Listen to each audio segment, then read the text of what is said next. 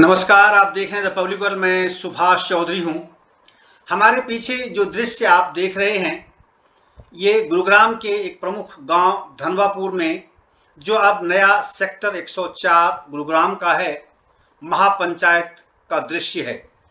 और ये महापंचायत में आज 18 गांव के किसान जमा हुए थे अपनी लड़ाई लड़ने के लिए, अपने पेमेंट लेने के लिए। अब तक दर दर की ठोकरें खाने के बाद आज सेक्टर 104 में उसी जमीन पर एकत्रित हुए थे जो जमीन कभी खेती की थी, जिस पर खेती कर वो अपने बच्चों का पेट पालते थे। लेकिन आज शहरीकरण के कारण उन्हें अपनी जमीन बेचनी पड़ी, और बेचने के बाद पिछले 3 वर्षों से लगातार सड़कों पर खाक छाननी पड़ रही है अपने पेमेंट के लिए। उस जमीन की, जिस जमीन की पेमेंट मिलने के बाद उन्होंने अपने बच्चों के लिए, अपने लिए रोजगार स्थापित करने का सपना पाला था, और किसी व्यवसाय को आगे बढ़ाने की दृष्टि से अपनी जीविकोपार्जन के लिए सोचा था, या फिर अपने बच्चों के लिए एक अलग अच्छा घर बनाने की बात भी उन्होंने सोची थी। आज उनकी कमर टूट चुकी है और अब वो महापंचायत के रास्ते पर आ चुके हैं। जी हाँ, मैं बात कर रहा हूं माहिरा होम्स की, जिन्होंने 16 किसानों से लगभग 10.5 एकड़ जमीन खरीदी 2020 में, और उनके साथ एग्रीमेंट किया, यानी कोलैबोरेशन किया, और कोलैबोरेशन के तहत जो पैसे उनको देने थे, आज 3 वर्षों में उन्हें रत्ती भर भी नहीं दिए गए हैं। इसी को लेकर आज 18 गांव के किसानों ने आज पंचायत की सेक्टर 104 में, और अब उन्होंने संघर्ष का ऐलान कर दिया है। उनका कहना है कि वो अपने स्थानीय विधायक के माध्यम से इस मुद्दे को विधानसभा में उठाना चाहते हैं, सरकार का ध्यान इस ओर आकर्षित करना चाहते हैं, क्योंकि वो रेरा, जिसका गठन इस प्रकार की समस्याओं के निराकरण के लिए ही किया गया था,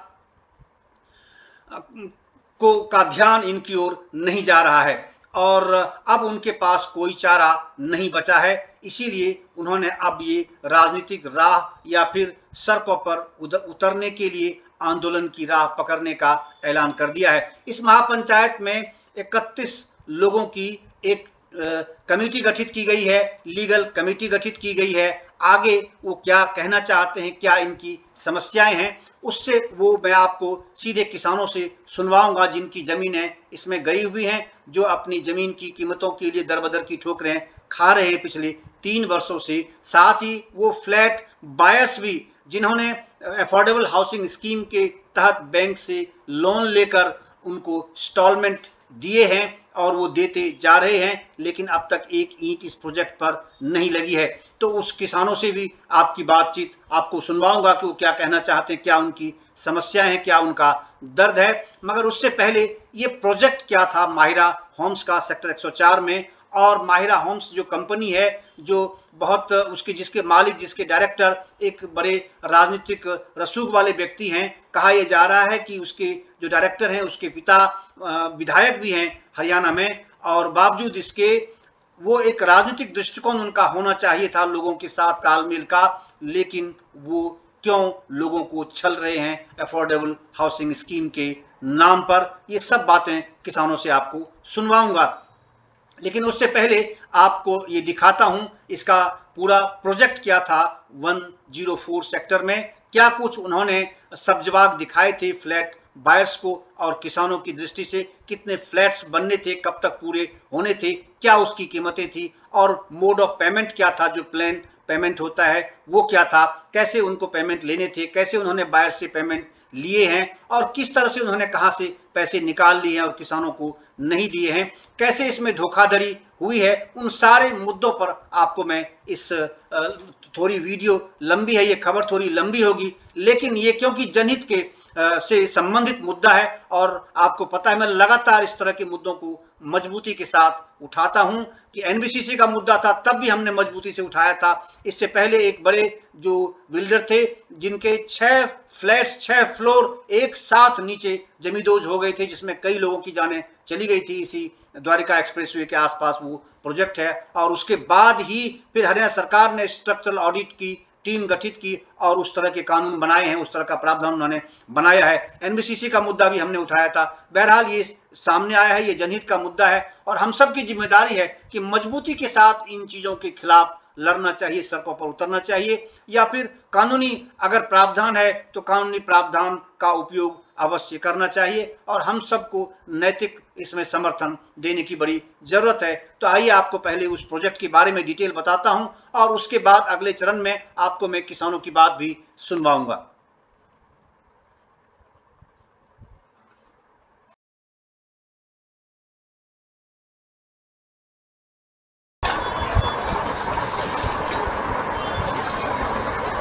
माहिरा होम्स ने सेक्टर 104 में अफोर्डेबल हाउस स्कीम के तहत फ्लैट्स बनाने के लिए 16 किसानों के साथ एग्रीमेंट किया था और लगभग 10.5 एकड़ पर यह प्रोजेक्ट बनना था।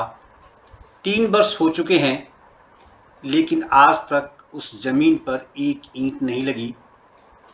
साथ ही जो बायर्स थे यानी फ्लैट बायर्स थे या फिर जमीन बेचने वाले जमीन देने वाले किसान थे, दोनों ही ठगा सा महसूस कर रहे हैं।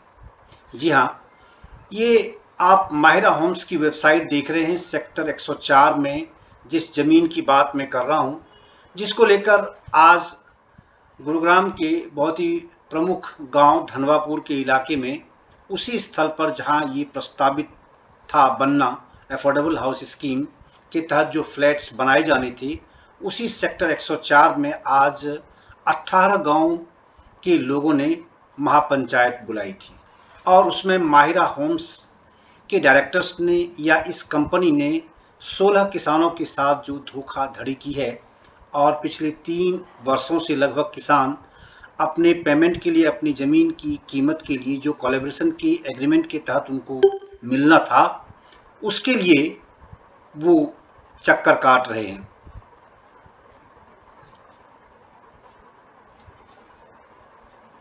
इस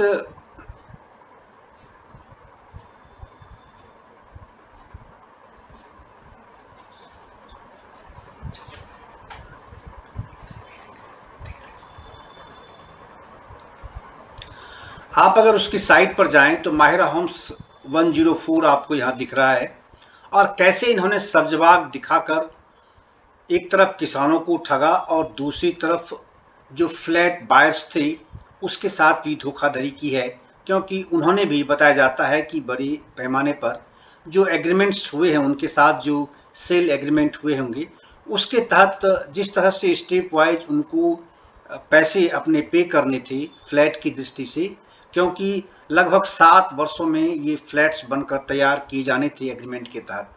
और जाहिर है बायर्स भी लगभग जितने अफोर्डेबल हाउस स्कीम के तहत जो फ्लैट्स खरीदना चाहते हैं, जो सपना देखते हैं अपना घर बनाने का, खरीदने का, वैसे लोग मध्यम वर्गीय, निम्न मध्यम वर्गीय होते हैं और जाहिर है उनके पास कैश नहीं, उनकी इतनी इनकम नहीं होती और वो भी अपना सपना पूरा करने की दृष्टि से बैंक के दरवाजे पर जाते हैं और बैंक से लोन सैंक्शन कराते हैं।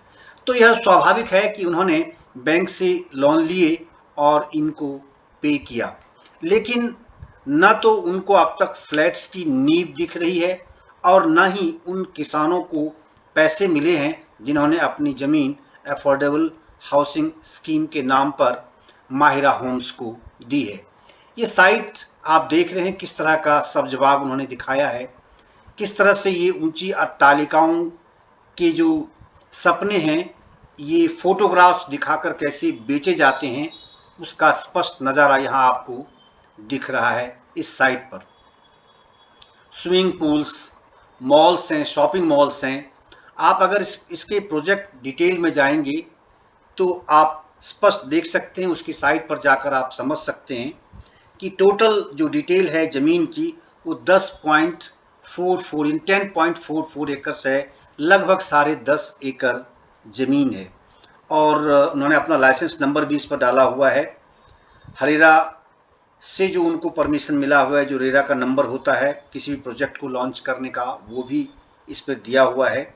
ये सब कुछ लेते हुए बावजूद इसके इन्होंने न तो किसानों को पेमेंट दी और न ही आज तक फ्लैट बायर्स के लिए आधारशिला रखी है, उसके बनाने की दिशा में एक कदम भी आगे इन्होंने नहीं बढ़ाया है। आप एम्यूनिटीज़ की बात अगर करूं मैं, तो आप देखिए यहाँ जो उन्होंने सुविधाएं बताई हैं कि एकर्स इतना है। ये द्वारका एक्सप्रेसवे के बिल्कुल साथ लगता हुआ ये इलाका है, ये ज़मीन है सेक्टर 104 का। और हाई राइज टावर्स यानी 8 टावर्स यहाँ बनाए जाने थे। और इसमें लग्जूरियस अपार्टमेंट्स की बात उन्होंने कही है कि लगभग 1483 अपार्टमेंट्स इसमें बनाए जाने थे। लेकिन मजे की बात यह है कि अब तक एक ईंट नहीं लगी है। हाँ, इसके चारों तरफ आप अगर देखेंगे चदरे की, लोहे के चदरे की चारदीवारी इतनी ऊंची कर दी गई है कि आप चाह कर भी उसके अंदर क्या स्थिति है ज़मीन की, या निर्माण हो भी रहा है या नहीं हो रहा है, क्या गतिविधि वहाँ चल रही है, आप नहीं देख सकते। क्योंकि वहाँ इनके बाउंसर्स रहते हैं, इनके सिक्योरिटी गार्ड रहते हैं। एक आम व्यक्ति, एक आम फ्लैट बायर्स जो हैं, फ्लैट खरीदने वाले लोग हैं, वो अंदर जाकर देख नहीं सकते कि वहाँ क्या स्थिति बनी हुई है। अब किसानों के पास इनके खिलाफ संघर्ष करने, महापंचायत करने, कानूनी लड़ाई लड़ने या फिर राजनीतिक तरीके से लड़ाई लड़ने के अलावा किसानों के पास कोई विकल्प नहीं बच गया है। साथ ही जो फ्लैट बायर्स थे अफोर्डेबल हाउस स्कीम के तहत, जिन्होंने फ्लैट खरीदने के लिए यहाँ बुक कराए, जिन्होंने बैंक से लोन सैंक्शन कराकर इनको दिए, एक तरफ तो उनके इंस्टॉलमेंट हैं, उनके इंटरेस्ट बढ़ रहे हैं, और दूसरी तरफ उनके फ्लैट्स के नाम पर एक ईंट जमीन पर नहीं है। उनके पास अब दर बदर भटकने के अलावा कोई रास्ता नहीं बचा है। यह आप देख सकते हैं कि किस तरह के सब्जबाग वहाँ दिखाए गए हैं। कार पार्किंग की व्यवस्था होगी, ओपन जिम की व्यवस्था होगी, किड्स प्ले एरिया होगा, जॉगिंग ट्रैक की व्यवस्था होगी। और ये अपार्टमेंट की डिटेल्स उन्होंने दिए हैं कि 2 BHK utility type 1 531 total flats बनेंगे, और 2 BHK यूटिलिटी टाइप 2 536 फ्लैट्स बनेंगे, और 2 BHK plus utility type 3 72 flats बनेंगे, और 1 BHK यहाँ 344 यानी 344 फ्लैट्स का निर्माण किया जाना था। इस अपार्टमेंट का जो डिटेल इन्होंने अपनी वेबसाइट पर डाला है, मैं अपनी तरफ से कुछ भी खास आपको नहीं बता रहा हूं। लेकिन क्योंकि ये मुद्दा अब बहुत गर्म हो चुका है, राजनीतिक रूप अब लेने वाला है, और किसान अब संघर्ष की राह पकड़ चुके हैं, वो सड़कों पर उतरने वाले हैं, चाहे वो राजनीतिक तरीके से, प्रशासनिक तरीके से या फिर कानूनी तरीके से। क्योंकि किसानों का ये कहना है कि सामाजिक तरीके से उन्हें कुछ हाथ नहीं लगा है, और क्योंकि जो माहिरा होम्स के मालिक हैं वो राजनीति में बहुत मजबूत पकड़ रखते हैं। जो माहिरा होम्स के डायरेक्टर हैं, उनके फादर भी जो हैं वो विधायक हैं, तो इसीलिए उनसे इतनी आसानी से सामान्य किसान जो एक बीघा, 2 बीघा या 1 एकड़, 1.5 एकड़, 2 एकड़ जमीन वाले जो लोग थे, जिन्होंने कुछ सपना पाला था कि इससे पैसे हमें मिल जाएंगे तो शायद कुछ व्यवसाय कर दें, बच्चों के लिए कुछ घर बना दें, या और कुछ अपने जीवन को, क्योंकि खेती की जमीन तो चली गई, उनके पास दूसरा कोई विकल्प बचा नहीं था, तो ये कुछ जमीन थी जिसको बेच करके वो अपना कुछ व्यवसाय, कुछ रोजगार स्थापित कर सकते थे। लेकिन ये समझ सकते हैं कि 3 वर्ष अगर किसी व्यवसायी की अगर पूंजी ब्लॉक हो जाए तो उसकी हालत क्या होती है, उसकी फैक्ट्री में, उसकी दुकानों में, उसके प्रतिष्ठान में ताले लग जाते हैं। लेकिन दूसरी तरफ अगर बात करूं मैं इन किसानों की, तो आप देख सकते हैं कि एक सामान्य किसान, और अगर वो इस तरह से दरबदर भटके अपनी ज़मीन देकर उस पर वो खेती भी न कर पाए और उन्हें उसके पैसे भी ना मिले 3 साल तक, तो उसकी क्या स्थिति रही होगी, किन हालात से वो किसान गुजर रहे हैं, इसका अंदाज़ा सहज लगाया जा सकता है। लेकिन हरियाणा जैसे प्रदेश में, और जो इस प्रदेश की व्यावसायिक राजधानी है गुरुग्राम, यहाँ आपको इस तरह के सैकड़ों ऐसे मामले आपको मिलेंगे जहाँ किसान दरबदर की ठोकरें खा रहे हैं इस तरह से, और वो धोखाधड़ी के शिकार हो चुके हैं। उसी तरह से फ्लैट बायर्स भी हजारों की संख्या में गुरुग्राम में है, बावजूद इसके कि केंद्र सरकार की द्वारा पारित संसद में पारित कानून के आलोक में हरियाणा सरकार ने भी यहाँ हर शहर में रेरा का गठन किया है। गुरुग्राम में भी रेरा का गठन किया गया है। यहाँ भी उसके चेयरमैन बैठते हैं, उनके प्रतिनिधि बैठते हैं, उनके सदस्य बैठते हैं और कोर्ट लगती है और सुनवाई होती है।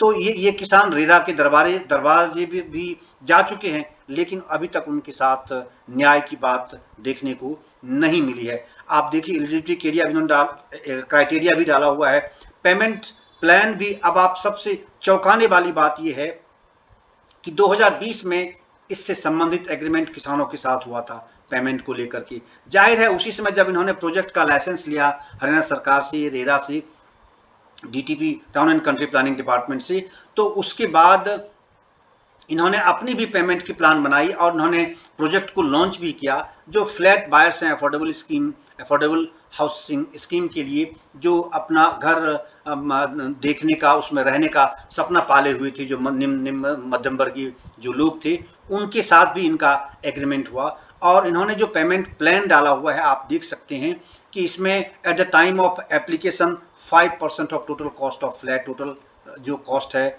फ्लैट का, उसका 5% इनको at the time of booking जमा कराना था। और अब मैं आपको बता दूं इससे पहले कि जो 2 BHK फ्लैट यूटिलिटी टाइप 1 है, उसका लगभग 25,74,188 रुपये इन्होंने डाला हुआ है और बुकिंग अमाउंट 1,28,709 है। उसी तरह से टाइप 2 जो है उसकी कीमत भी 25,69,408 है, जिसकी बुकिंग अमाउंट भी 1,28,470 है, जो इन्होंने खुद वेबसाइट पर डाला हुआ है। तो जाहिर है ये इन्होंने फ्लैट बायर्स से भी लिए हैं।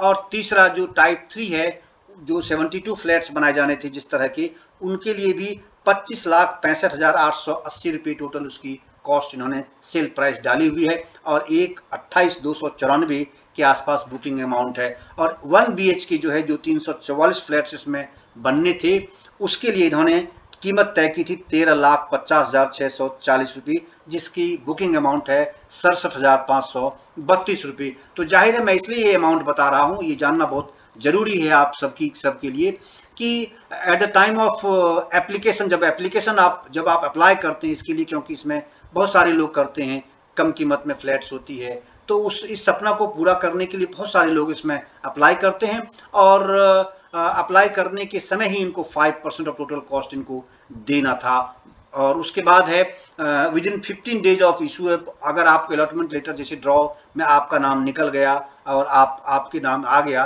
तो आप अलॉटमेंट लेटर जब आपको इशू किया जाएगा तो उसके 15 दिन के अंदर आपको 20% टोटल कॉस्ट ऑफ फ्लैट वो जमा करना है। 6 महीने में अलॉटमेंट लेटर देने के बाद 6 महीने के अंदर के बाद आपको 12.5% टोटल कॉस्ट देना था।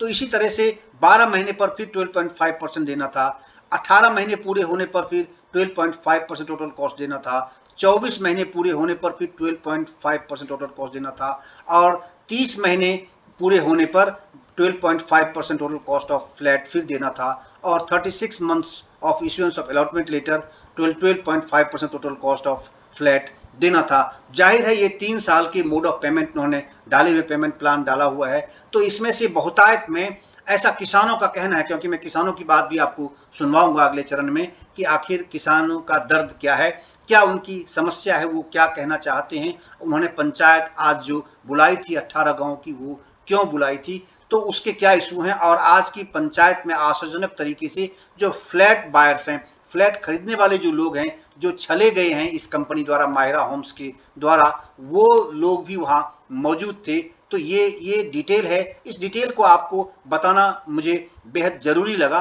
कि क्योंकि ये जो चीजें हैं ये खुद उन्होंने डाली हुई हैं, कोई अपने मुंह से ये बातें नहीं कह सकती। तो ये चीजें डाली हुई है, और उसके बावजूद अगर इनको पैसे मिले हैं, चाहे 2 स्टेप के, 3 स्टेप के, 2 इंस्टॉलमेंट, 3 इंस्टॉलमेंट भी अगर 4 दे दिए गए हैं, तो वो पैसे इनके पानी में गए हैं, क्योंकि बैंक का इंटरेस्ट तो उनके सिर पर बिल्कुल खड़ा होता जा रहा है, लगातार चक्रवृद्धि ब्याज की दर से बनता जा रहा है। और अब तक इस प्रोजेक्ट के नाम पर एक ईंट नहीं लगी है, केवल 4 दीवारी उसकी चारों तरफ घेर दी गई है, टीन के चद्दर की, लोहे के चद्दर की, जिसमें आप अंदर झांक नहीं सकते उसमें क्या गड्ढा हुआ है, या फिर जमीन ज्यों की त्यों वैसे खड़ी है, समतल बनी हुई है। लोकेशन ये उन्होंने दिया हुआ है कि 5 minutes of Gurugram railway station, Gurugram railway station से 5 मिनट की दूरी पर है। 5 मिनट दिल्ली पब्लिक स्कूल बिल्कुल पास में है जो एक नया बन रहा है। 11 मिनट की दूरी एसआई हॉस्पिटल सेक्टर 9 का इन्होंने दिखा रखा है। उसी तरह से 20 मिनट्स आईजीआई एयरपोर्ट दिखा रहे हैं कि 20 मिनट में आप इस जगह से आप इंदिरा गांधी एयरपोर्ट पहुंच सकते हैं। तो ये तो पूरा पूरा जो सपना आप सब्जबाग जिसे आप बोलते हैं, वो इस प्रकार के कंडीशंस, इस तरह की चीज़ें आपको सराउंडिंग, उसकी फैसिलिटीज़ आपको इस तरह से दिखाएंगे कि आप इसके झांसे में आ जाते हैं। और ऐसे बिल्डर पता नहीं कितने दर्जनों हैं गुरुग्राम में जो इस तरह से फ्लैट बायर्स को ठगते हैं और किसानों को उनकी पेमेंट के लिए, उनकी कीमतों के लिए इसी तरह दर दर की ठोकरें खवाते हैं। ये स्थिति है। फ्लोर प्लान्स आप देखिए, फ्लोर प्लान्स भी इन्होंने site plan, approve site plan 2 BHK utility type 1, 2, 3 सब इस पे डाला हुआ है। आप इनकी साइट पर जाकर देख सकते हैं। और आप देखिए ये गैलरी है, ये वहाँ जो इन्होंने जो इनका प्लान बना हुआ है, किस तरह की बिल्डिंग इनको खड़ी करनी थी, कितने टावर्स बनाने थे, उन टावर्स के फोटोग्राफ्स इन्होंने जो बनाए थे प्लानिंग के तहत, जो एक आर्किटेक्चर बनाकर देता है और सामने रखता है, जिसको देखकर लोग झूम उठते हैं कि ऐसा सपनों का घर हमें मिलने वाला है जहां सब कुछ एक एक छत के नीचे, एक अहाते में, एक प्रांगण में हमको सब कुछ मिलने वाला है। और हमारे जीवन का जो पूरा सपना है वो पूरा का पूरा उस सपना में हमारा पूरा हो जाएगा। तो आप ये देख सकते हैं किस तरह के इन्होंने ये जो फोटोग्राफ्स यहाँ डाले हुए हैं, इन फोटोग्राफ्स को देखकर कोई भी आकर्षित हो सकता है, कोई भी इनके झांसे में आ सकता है। जैसे ये माहिरा होम्स, अफोर्डेबल होम्स के नाम पर सेक्टर 104 गुरुग्राम में जो बनना था, उसको देखकर कैसे लोग इसमें सैकड़ों फ्लैट बायर्स इसके झांसे में आ गए हैं। होम लोन का भी प्रोविजन इन्होंने इसमें डाला हुआ है कि कैसे हम होम लोन भी यहाँ दे सकते हैं। ये थी बात कुछ जो हम आपको बताना चाहते थे कि आखिर सेक्टर 104 का जो अफोर्डेबल हाउसिंग स्कीम है वो क्या स्कीम थी, और उसके पीछे इन्होंने फ्लैट बायर्स से और जो जमीन देने वाले किसान हैं उनके साथ इन्होंने किस प्रकार की वायदे की थी, क्या प्रोमिसेस की थी, क्या क्लेम किया था, क्या इन चीज़ों को देखना हरेरा की जिम्मेदारी की एक बहुत बड़ा सवाल है। बहुत बहुत एक माकूल एक ऐसा सवाल है जिसका जवाब तो हरेरा को देना ही चाहिए। दूसरी बात यह, क्योंकि अफोर्डेबल हाउसिंग स्कीम है और इसमें हरियाणा सरकार ने भी अपनी ओर से इनिशिएटिव्स लिए हैं, उनकी मॉनिटरिंग में ही इस तरह की स्कीम्स को लॉन्च की जाती है और उसको बनाया जाता है। उसकी देखरेख की पूरी जिम्मेदारी भी टाउन एंड कंट्री प्लानिंग की बनती है। क्या उन्होंने अब तक नहीं देखा, उन्होंने क्या कार्रवाई की इस मुद्दे को लेकर के।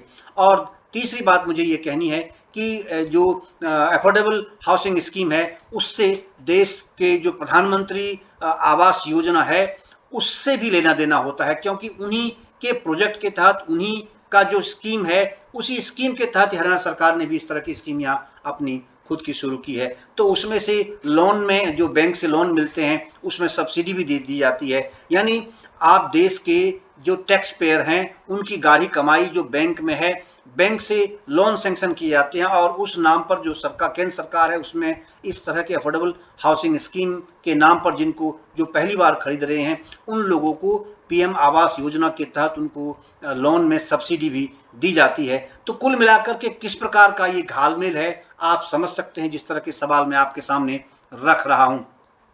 तो ये अब मुझे उम्मीद है कि आप इस चीज़ से ठीक इसको आप समझ रहे होंगे। तो अब आप आइए आपको सुनवाता हूं कि आज जो 18 गांव की पंचायत, गांव धनवापुर जो गुरुग्राम शहर के अधीन है, अब वो एक तरह से नगर निगम के क्षेत्र में अब आ गया है। पहले पंचायत थी और अब वो, क्योंकि वो नगर निगम शहरी क्षेत्र में आ गया है, तो सेक्टर 104 जिसे आप कहते हैं मास्टर प्लान के तहत बिल्कुल द्वारका एक्सप्रेसवे के साथ साथ लगता ये इलाका है। तो वहाँ आज 18 गाँव के किसान वहां जमा थे और वहां महापंचायत की गई थी। इस इलाके के जो विधायक हैं राकेश दौलताबाद, जो इंडिपेंडेंट विधायक हैं, लेकिन अभी हरियाणा सरकार जो वर्तमान मनोहर लाल सरकार है उसको वो अपना समर्थन दे रहे हैं। तो वो भी वहाँ मौजूद थे और किस प्रकार की उम्मीदें उनसे वहाँ के किसानों ने की है पंचायत के दौरान, ये सारी बातें आपको सुनवाऊंगा। और किसान क्या कहना चाहते हैं, किसानों का दर्द क्या है, किसानों की समस्या क्या है, इस मुद्दे को लेकर, इस प्रोजेक्ट को लेकर किसान क्यों परेशान हैं और क्यों अब तक उनको उनकी कीमत जो उनको बताई गई थी कि जो इंस्टॉलमेंट उनको दिया जाना था, जो पेमेंट उनको दिए जाने थे, वो क्यों नहीं अब तक मिले हैं। 2020 में इसका कोलैबोरेशन हुआ है। तो आइए आपको सुनवाता हूं कि वहां के किसान क्या कुछ कहना चाहते हैं। आप खुद सुनिए और खुद निर्णय लीजिए कि क्या हरियाणा में यानी गुरुग्राम जैसे शहर में जो कमिश्नरों का शहर है, 1 दर्जन से अधिक कमिश्नर स्तर के अधिकारी इस शहर में रहते हैं, डिविजनल कमिश्नर से लेकर डिप्टी कमिश्नर तक, लेकिन वहां ऐसे हालात बने हुए हैं। ऐसा शहर जहां रेरा का ऑफिस है, जहां रेरा के चेयरमैन बैठते हैं, जहां रेरा के जो मेंबर हैं वो बैठते हैं, यहाँ हियरिंग होती है और इससे संबंधित किसान रेरा के दरबार में भी जा चुके हैं, वहां भी लिखित कंप्लेंट कर चुके हैं, लेकिन अब तक कोई सुनवाई इस मामले पर नहीं हुई है, ऐसा कहना है किसानों का। तो आइए सीधे आपको किसानों से की बात सुनवाता हूं कि किसान क्या कह रहे हैं और क्या परेशानी उनके साथ है कि उनकी पहली किस्त जो 35% की देनी थी वो क्यों नहीं दी गई है, जो और दूसरा नकली जो बैंक गारंटी है वो दे करके हरेरा के अकाउंट से वो पैसे सारे के सारे इन्होंने माहिरा होम्स ने ट्रांसफर करवा लिए, ये किसानों का कहना, ये उनकी शिकायत है। 7 साल में ये प्रोजेक्ट पूरा होना था, लेकिन ये 3 साल 2020 में एग्रीमेंट हुआ है और ये 2022 अब समाप्त होने वाला है। अक्टूबर लास्ट है, आज 30 तारीख है जब मैं आपके लिए ये खबरें आप तक पहुंचाने की कोशिश में लगा हुआ हूं।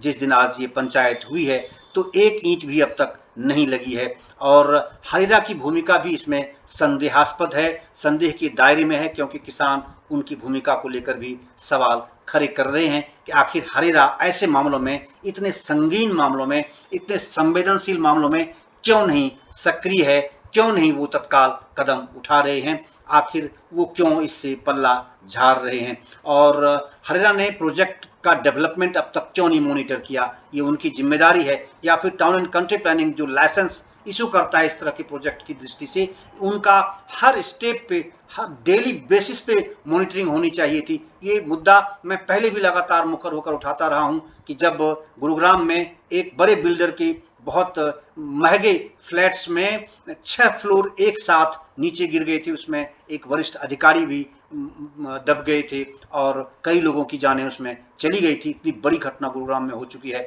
और उस वक्त भी हमने उठाया था। एनबीसीसी का मुद्दा था, गुरुग्राम में एनबीसीसी ने जो फ्लैट्स बनाए हैं जो जर्जर हालात में हैं और लोग उसमें गए नहीं हैं, अभी शिफ्ट नहीं किए हैं, कुछ मात्र लोग 30, 35, 32 लोग उसमें शिफ्ट किए थे, बावजूद इसके उन फ्लैट्स की हालत बिल्कुल ऐसी जर्जर इमारत की तरह, जैसे सैकड़ों साल पुरानी इमारत हो। 2 से 3 साल में ये हालात उनके बने हुए थे, वो हमने आपको दिखाए थे।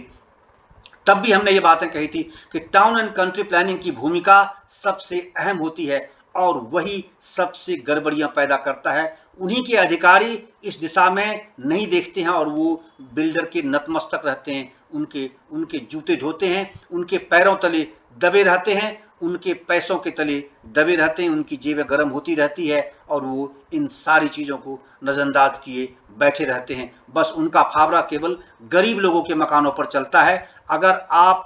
अगर छोटा सा मकान, छोटा फ्लैट आपने गलती से किसी अवैध इलाके में ले ली और 50 गज का और मकान बनाना शुरू किया, तो शाम को ही आपके यहाँ वो पीला पंजा उसका पहुंच जाएगा और आपको जमींदोज कर दिया जाएगा। लेकिन इन बिल्डरों पर पीला पंजा उनका नहीं चलता है, वो इनकी ओर से आंखें मोड़े रहते हैं। आखिर ऐसा क्यों आज किसानों को महापंचायत करनी पड़ रही है?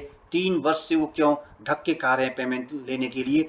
और जो फ्लैट बायर्स, जो फ्लैट खरीदार हैं, अफोर्डेबल हाउसिंग स्कीम के जो निम्न मध्यम वर्गीय सेक्शन से आते हैं, उन लोगों को अपने फ्लैट के लिए, अपना सपना पूरा होने के लिए आखिर कब तक लड़ाई लड़नी पड़ेगी? सड़कों पर, अदालतों में, हाईकोर्ट में या फिर रेरा के दरबार में कब तक उनको धक्के खाने पड़ेंगे? कब तक उन्हें धूल फांकनी पड़ेगी? ये एक बड़ा सवाल है। तो आइए आपको सुनवाता हूं कि किसान पंचायत में आज उन्होंने क्या तय किया और किसानों का क्या है कहना इस पूरे मामले पर। दिनेश दहिया जी, आज जो पंचायत हुई है जी, ये इसमें किस तरह के लोग थे जो पंचायत में शामिल हुए आज? देखिए ये गांव धनौपुर से कुछ 16 किसानों ने अपनी ज़मीन माहिरा होम्स के साथ में जिसके संचालक है सिकंदर छोकर और इनके पिताजी जो है धर्म सिंह छोकर, वो विधायक है समाल का पानीपत से।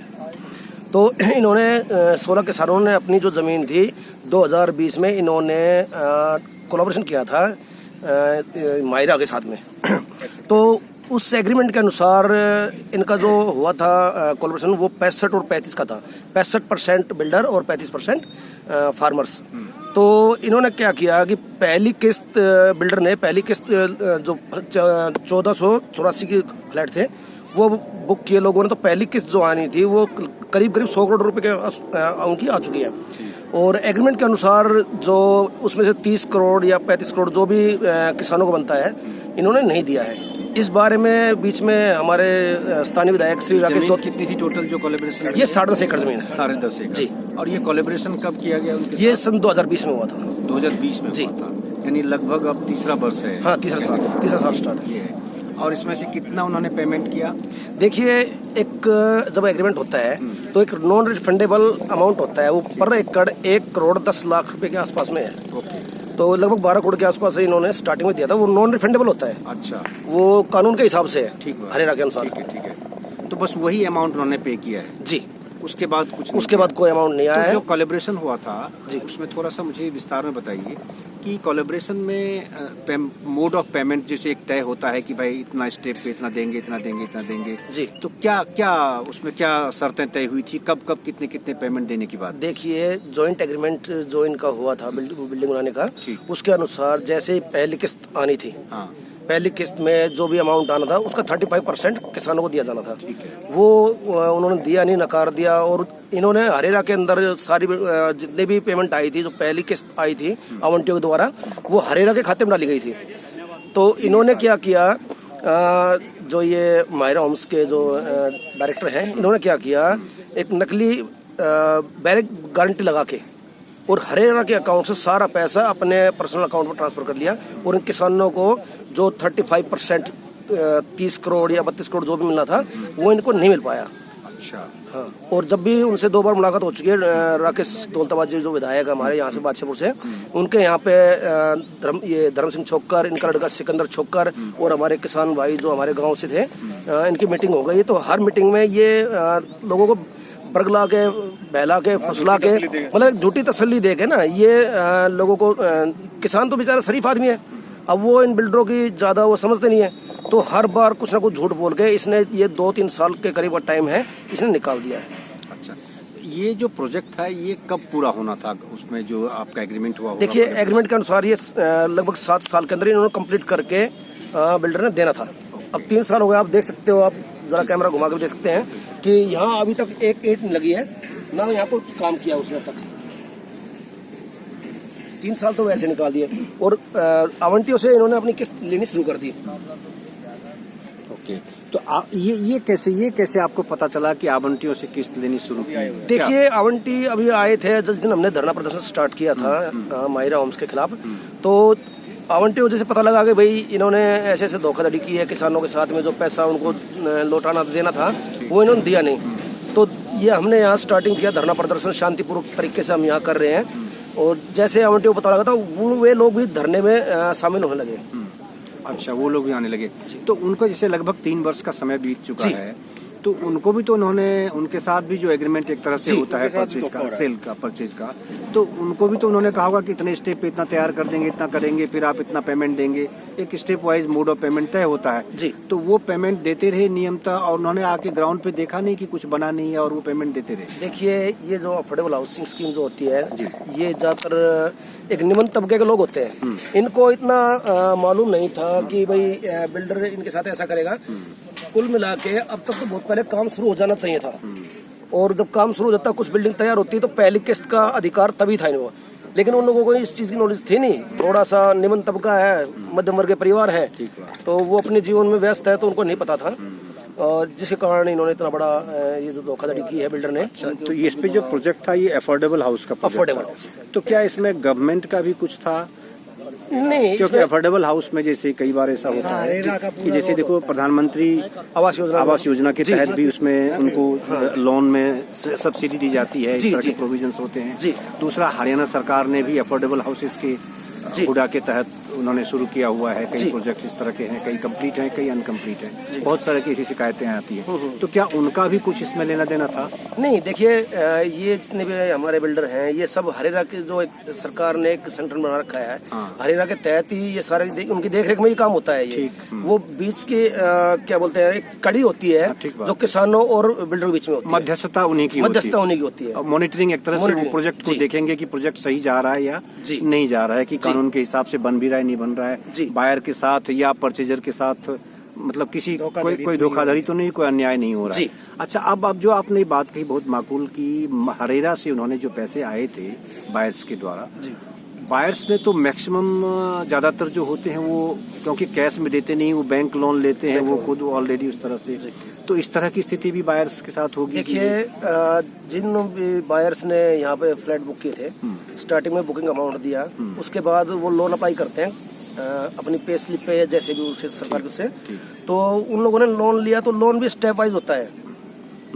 तो उसमें जो ऐसे बनेगा, ये बनेगा तो देंगे। जी, वो उसमें कंस्ट्रक्शन लोन कोई भी लेता है, भी उसके हिसाब, ठीक बात। तो उसके हिसाब से पहले किस्त उन लोगों ने लोन लेके, और ये माहिरा होम्स जो सेक्टर 104 में है, इनको उन्होंने दे दिया।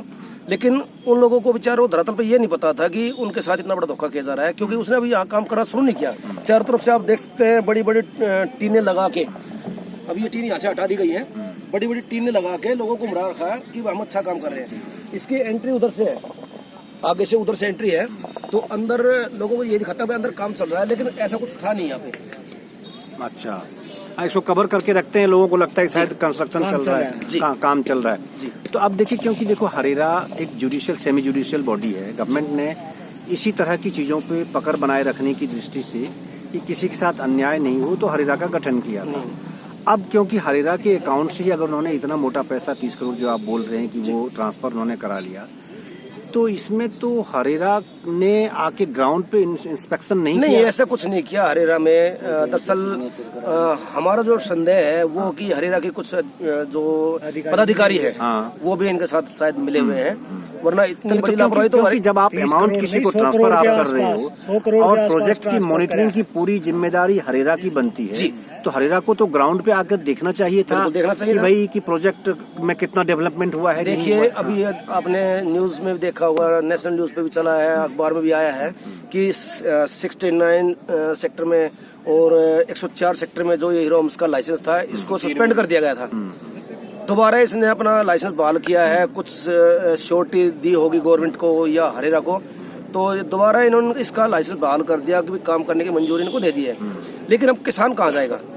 जिन किसानों को 30 करोड़ 32 करोड़ रुपए जो पहली जो इंस्टॉलमेंट आनी थी, वो तो मिली नहीं है। और किसान किस वजह से इस बिल्डर पे यकीन करें कि जो ये पहली किस्त में इनके साथ जो धोखाधड़ी की है, कि दूसरी किस्त में टाइम पे पैसे दे देगा।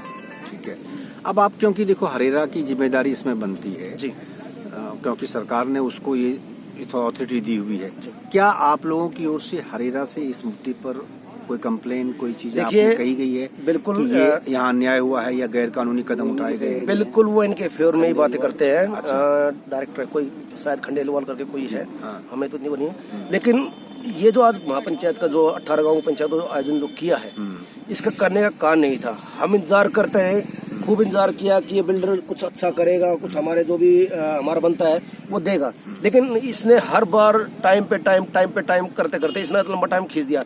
आज जो पंचायत में जो आज निष्कर्ष निकला है, हम पहले जितने भी हमारे क्षेत्र के विधायक हैं, गुड़गांव के 4 विधायक और हैं, जरावता साहब हैं, सिंगला साहब हैं और संजय सिंह जी हैं, इन सबसे मुलाकात करके अपनी आवाज विधानसभा में उठाएंगे और प्रयास करेंगे जितना भी हमारे साथ में आज हमारा समाज, हमारी जो पंचायत जुड़ी है, इसमें हमने कमेटी का गठन किया है। किस किस गांव के लोग थे आज? देखिए, ये 18 गांव के अंदर गुड़गांव गांव जो है वो हमारे गांव का, जो हमारे गांव की चौधर है, वो 18 के जो चौधर है वो जगपाल सिंह जेलदार जी हैं, जो गुड़गांव गांव से है।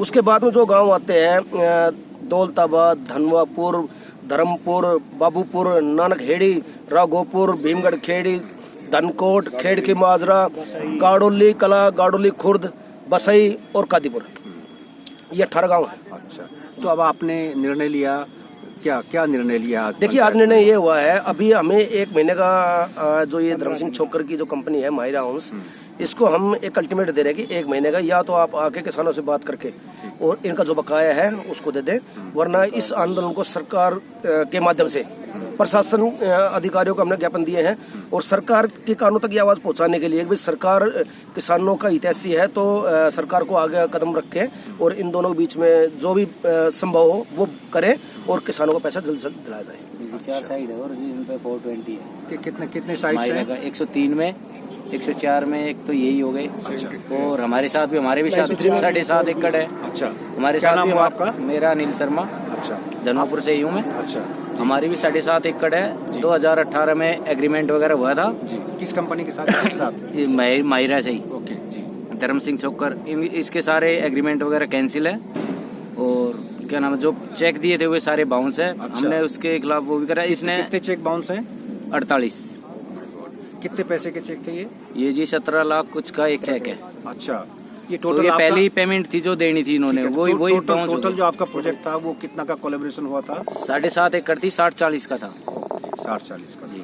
अच्छा, कितने साल का प्रोजेक्ट था ये 2018 में हुआ था हमारा। सेक्टर कौन सा? सेक्टर 104 ही है धनवापुर से। अच्छा, 104 ही। जी। और उसमें तो इन्होंने आपको भी कोई पेमेंट नहीं और झूठा कोर्ट केस और चला दिया मुकदमा। अच्छा, भाई हमारे पैसे, हम तो तैयार है, या तो हमारी जमीन ले लो, पैसे दे दो। कोर्ट में भी हमने ये सारे चेक वगैरह लगाए हुए हैं। अच्छा, और क्या नाम है, सुशांत लोक में भी केस दर्ज कर रखे हैं। वे हमें परेशान करते रहते हैं। अच्छा, कभी महीने में 2 महीने में बुलाते हैं ना, उनके खिलाफ कोई कार्रवाई। पैसे? ऐसे ही एक भाई मेरे पैसे खा रखे इन्होंने। अच्छा, हमने पैसे दे रखे हैं लेकिन जो पैसा दिया ही नहीं, चेक भी बाउंस से मारे तो सारे के सारे।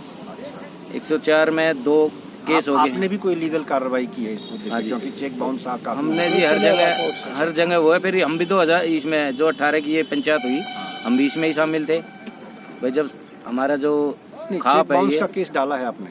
हाँ, चेक बाउंस का केस जो उन्होंने डाला उसके ऊपर करा एक तरह हुआ। से मैटर है, उसमें तो उनको जमानत करानी पड़ी होगी या कुछ इस तरह कुछ भी नहीं, कुछ नहीं हो रहा है। वो तारीख मिल जाती है। 17 से आज तक देख लो कैसा साल हो गया। अच्छा, 2018 में हुआ था। 18 और ये प्रोजेक्ट कब पूरा होना था?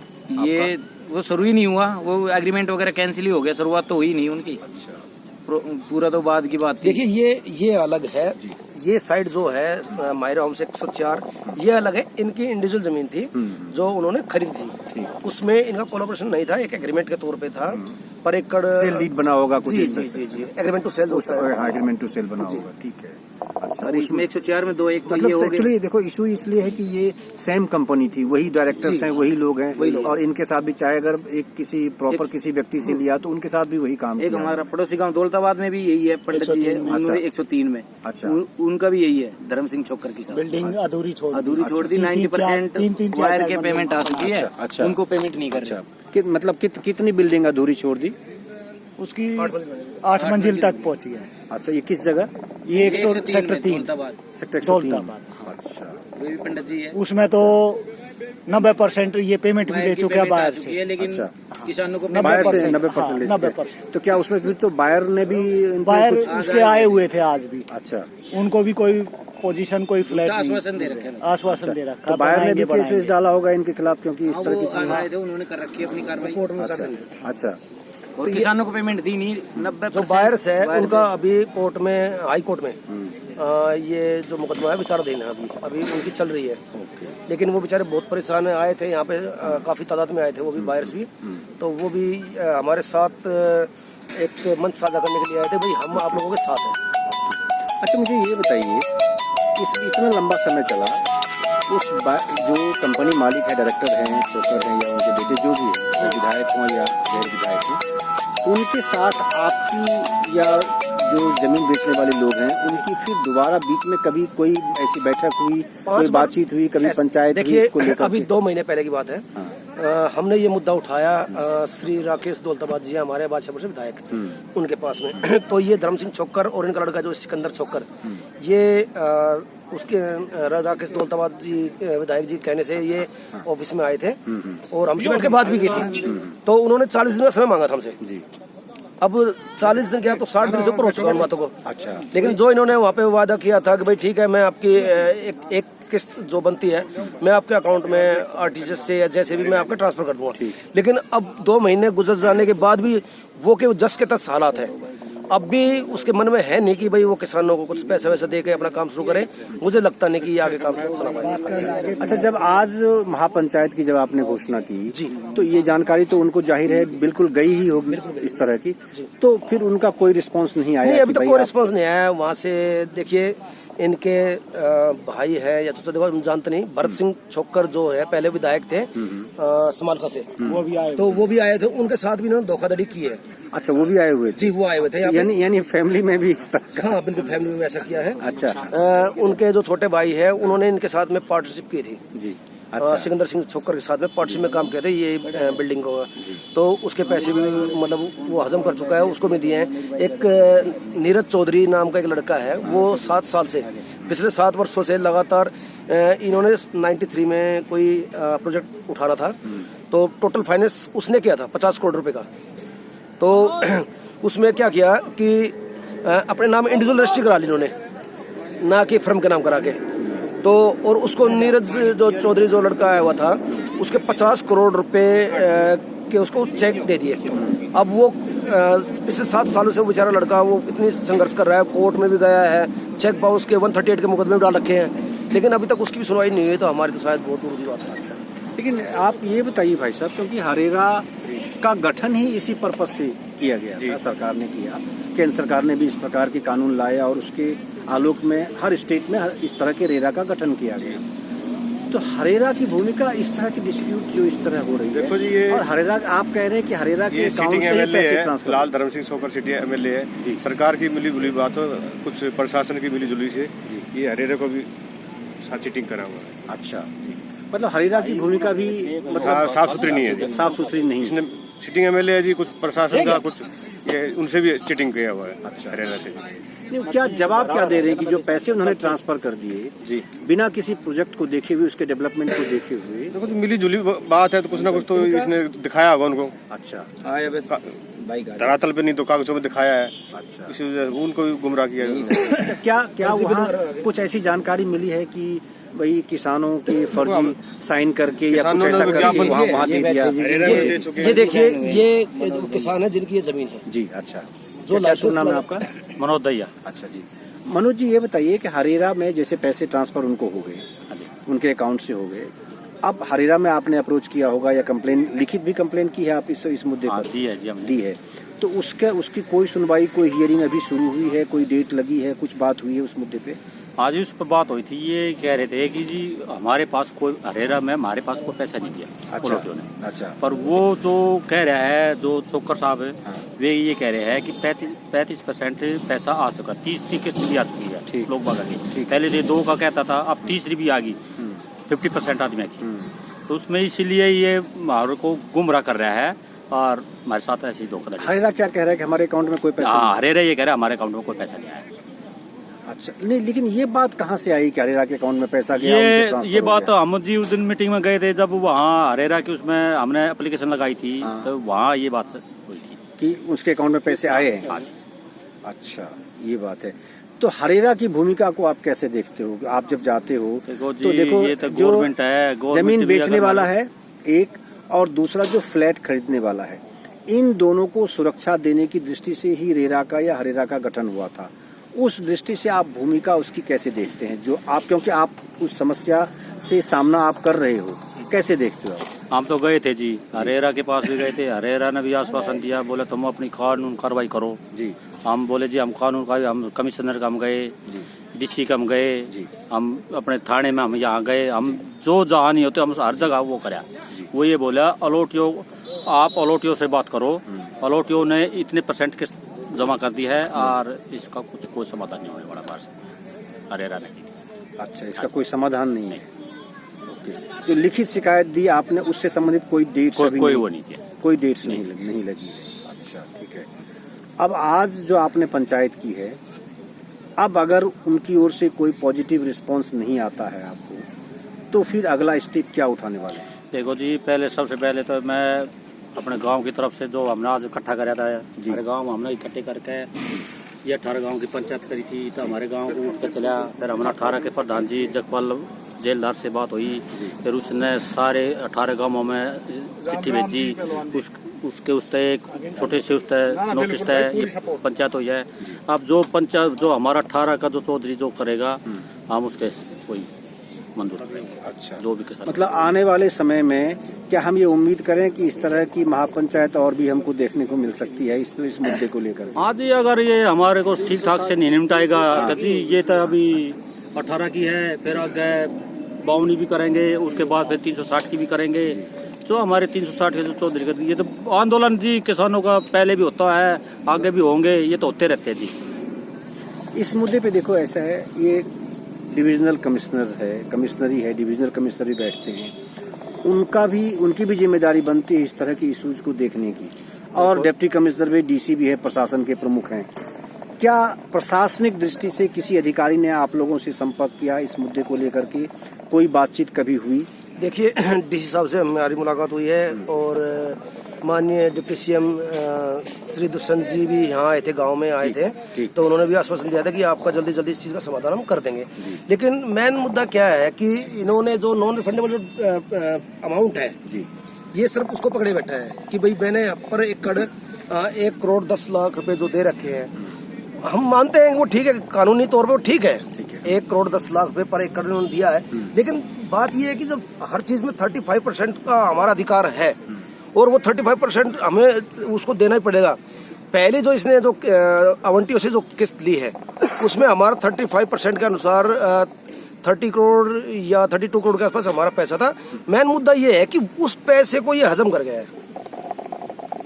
ठीक है, लीगल जो कार्रवाई है उसके लिए तो आज हमारी पंचायत में जो फैसले गए, एक लीगल कमेटी का भी गठन किया गया है और एक 51 पर्सन्स के आसपास में हमारे कमेटी का गठन किया, जो आगे इस बात को आगे उठाएंगे। ठीक है, और देखते हैं, अभी 1 महीने का अल्टीमेटम उसको दिया गया है। अगर इस दौरान अगर संभल जाता है या किसानों को मतलब एक तरह से जो उनका अधिकार है वो दे देता है, आवंटियों को जो अधिकार है आवंटियों को फ्लैट मुहैया कराता है, तो ठीक है, और नहीं तो फिर विधानसभा तक ये बातें जाएंगे। अच्छा, नहीं आपके क्योंकि जो विधायक है इस इलाके की जी, उन्होंने क्या आश्वासन दिया? देखिए, राकेश दौलताबाद जी यहाँ आए थे, मौके पर भी आए थे। बीच में इन्होंने क्या किया, कुछ प्राइवेट बाउंसर्स बुलाए, पुलिस बुला के कब्जा लेने की कोशिश की, जो कि इलीगल था। उनके पास कोई लीगल नोटिस नहीं था, कुछ नहीं था, सिर्फ एक बाउंसर्स जो होते हैं जो कि एक अवैध तरीके से जो काम करते हैं, उनकी मदद से उन्होंने कब्जा लेने की कोशिश की। तो उस दौरान राकेश दौलताबाद जी आए थे और उनको यहाँ से खदेड़ा भी गया था, भगाया भी गया था कि भाई आप जो लीगल नोटिस आपके पास है तो दिखाइए, नहीं तो कोई बात नहीं। तो राकेश जी तो काफी टाइम से हमारे साथ जुड़े हुए हैं, किसानों के साथ जुड़े हुए हैं, और वो चाहते हैं कि जल्दी जल्दी इन चीज का निपटारा हो जाए। और उनसे बात हुई है, अभी मुख्यमंत्री जी से भी उन्होंने समय लिया है इस विषय में बात करने के लिए। जो भी आगे कार्रवाई होगी हम आपको बता देंगे। ये पूरा मामला अब आप समझ गए होंगे कि इसके पीछे क्या है और क्यों किसानों के साथ अन्याय हो रहा है, और क्यों flat buyers affordable housing scheme के नाम पर अपने घर का सपना पूरा करने वाले लोग क्यों आज सड़कों की खाक छान रहे हैं, क्यों उन्हें आज महापंचायतों में शामिल होना पड़ रहा है, क्यों हरेरा के दरवाजे पर खटखटाना पड़ रहा है, क्यों उन्हें हाईकोर्ट जाने की मजबूरी उनके लिए बन रही है। ये जनहित का मुद्दा है और इसीलिए आप सभी से गुजारिश है कि द पब्लिक वर्ल्ड के इस खबर को अधिक से अधिक आप शेयर करें, अधिक से अधिक लोगों तक पहुंचाएं और सभी प्रशासनिक अधिकारियों तक, सभी पॉलिटिकल ऐसे इस्टेब्लिशमेंट तक पहुंचाएं जो डिसाइडिंग फैक्टर्स हैं, जो निर्णायक भूमिका में बैठे हुए हैं, जो जनता के मुद्दे से सरोकार जिनका रहता है, जो जनता के मुद्दे को हल करने का हमेशा दावे और प्रतिदावे करते रहते हैं, जो इस गुरुग्राम को अंतर्राष्ट्रीय शहर बताते थकते नहीं हैं, उन तक, उनके दरवाजों तक आप इस वीडियो को अधिक से अधिक पहुंचाइए, तभी ऐसे जनहित के मुद्दे का हल निकल पाएगा। आपका बहुत बहुत धन्यवाद और आपसे गुजारिश है कि अगर आपने अब तक हमारे चैनल द पब्लिक वर्ल्ड को सब्सक्राइब नहीं किया है तो इसे अवश्य सब्सक्राइब कर लें। आपका यही सहयोग और समर्थन हमारे लिए बेहद ज़रूरी है। इससे हमें मजबूती मिलती है और तभी हम जनहित के ऐसे ज्वलंत मुद्दों को मजबूती से उठाते रहेंगे। आपका बहुत बहुत धन्यवाद।